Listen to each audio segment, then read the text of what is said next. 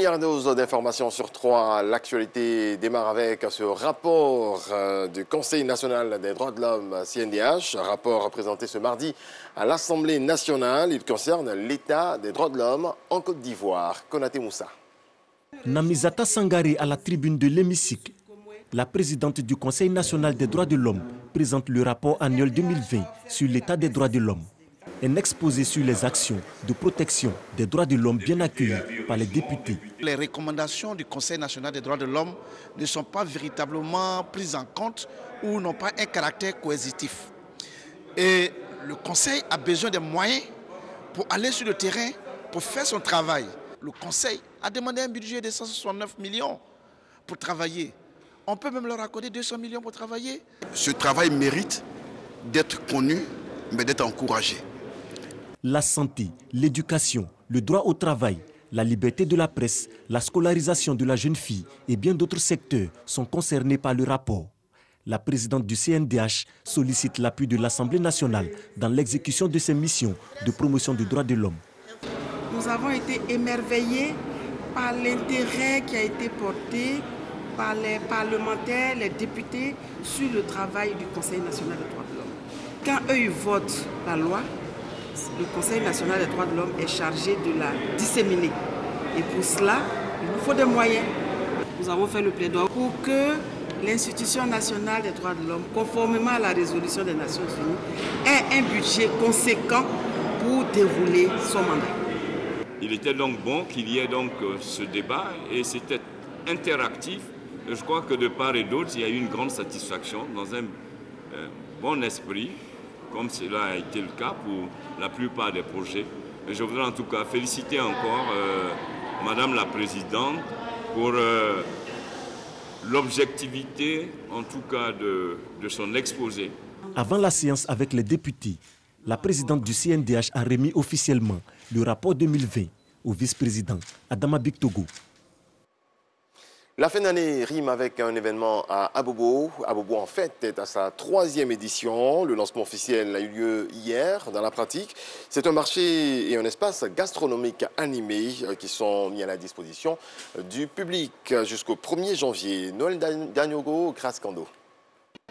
Cette coupure de ruban par le maire d'Abobo marque l'ouverture de la 3e édition d'Abobo en fête. C'est un marché qui comporte de nombreux articles tels jouets, vêtements, accessoires de beauté et la mise à disposition d'un espace gastronomique. C'est une bonne initiative, ça égaye un peu la population d'Abobo et ça permet qu'on se retrouve nous ici pour pouvoir boire un coup, causer aussi. Les commerçants se réjouissent de cette opportunité qu'offre la mairie. Nous remercions Madame le ministre pour l'édition, pour la 3e édition qu'elle a organisée. Que Dieu lui donne encore la santé pour qu'elle puisse organiser encore plus. Parce que nous les commerçants, nous les braiseurs de poulet, poissons comme ça, nous en bénéficions. Une initiative saluée par le ministre délégué chargé de l'intégration africaine. Abobo, c'est la Côte d'Ivoire en miniature. Et il y a toutes les couches de la population. Il y a les classes les plus défavorisées, il y a les classes moyennes. Et c'est à partir d'Abobo qu'on peut voir réellement ce qui se passe en Côte d'Ivoire. Donc il faut absolument encourager la ministre d'État, lui souhaiter bonne chance à la tête de la commune d'Abobo. Occasion saisie par le maire de la commune pour sensibiliser les populations au respect des mesures barrières en cette période de fête de fin d'année. Abobo ne voulait pas demeurer en reste. Abobo aussi a décidé de faire la fête comme tous les Ivoiriens, mais je dirais comme toutes les populations du monde. Donc je lance un appel à toute la population d'Abobo de se faire vacciner pour se protéger, pour être en bonne santé, parce que le président Alassane Ouattara a décidé de développer Abobo pour les Abobolais, mais il veut que les Abobolais vivent longtemps pour pouvoir profiter. Donc, bonne fête de fin d'année à tous et à toutes. Plus de 2000 visiteurs sont attendus par jour dans ce marché de Noël, ouvert le 17 décembre et fermera ses portes le 1er janvier prochain. Et puis, dans le reste de l'actualité, l'on pourra bientôt scanner son passe sanitaire grâce à un implant sous la peau.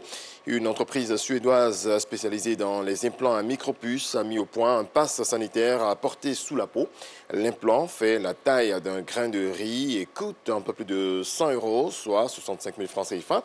Il peut se conserver pendant 30 ou 40 ans. La puce peut également contenir plusieurs informations, notamment pour prendre le train, présenter sa carte d'identité ou encore payer sans carte de crédit. Près de 5 000 Suédois se sont fait implanter une puce dans la main. Et puis en bref, en Israël, le Premier ministre Naftali Bennett a annoncé mardi que tous les Israéliens de plus de 60 ans et le personnel médical auraient droit à une 4e dose de vaccin contre le Covid-19 après consultation d'un groupe d'experts.